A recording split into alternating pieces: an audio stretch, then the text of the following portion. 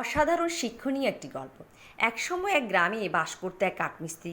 লোকটি একটি কাজের জন্য একজন কাঠ ব্যবসায়ীর কাছে গেলেন এবং কাজ পেলেন। তার বেতন ভালো ছিল এবং কাজের অবস্থাও ভালো ছিল, এবং এই কারণে কাঠমিস্ত্রি কাজটিতে অধিক মনোযোগ দিতে চাইলেন। কাজের প্রথম দিনে তার মালিক তাকে একটি কুড়াল দিলেন এবং তাকে সেই জায়গাটি দেখালো যেখানে কাঠ কাটার কাজ করতে হবে। কাজের প্রথম দিন সন্ধ্যায় কাঠমিস্ত্রি 18টি গাছ কাটেন। তার মালিক তাকে তার কাজের জন্য অভিনন্দন জানালেন। লোকটি তার মালিকের কথা অনুপ্রাণিত বোধ করে, কাঠ কাটা আগের চেয়ে কঠোর পরিশ্রম করে এবং দ্বিতীয় দিনে মাত্র 16টি গাছ কেটে আনতে পারে। পরের দিন তিনি আরও কঠোর পরিশ্রম করলেন, কিন্তু এবার মাত্র 13টি গাছ কেটে আনতে পারলেন।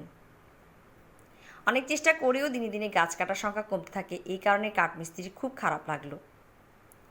কাঠমিস্ত্রি ভাবলো যে সে হয়তো তার শক্তি হারাচ্ছে, তাই সে তার মালিকের কাছে গেল এবং সব বুঝিয়ে বলল, আমি বুঝতে পারছি না যে কী হচ্ছে।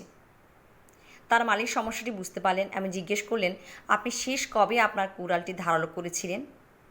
কাঠমিস্ত্রি উত্তর দিল, আমি গাছ কাটতে খুব ব্যস্ত ছিলাম বলে আমার কাছে কুড়ালটি ধার করার সময় ছিল না। গল্পের নৈতিক, আমাদের জীবনটা একই রকম। আমরা সব কিছু নিয়ে এতটা ব্যস্ত হয়ে পড়ি যে আমরা নিজেদের যত্ন করতে সময় নিই না। জীবনে কঠোর পরিশ্রম কোনো ভুলের নয়, তবে এর কারণে আমরা আরও গুরুত্বপূর্ণ বিষয় অবহেলা করি।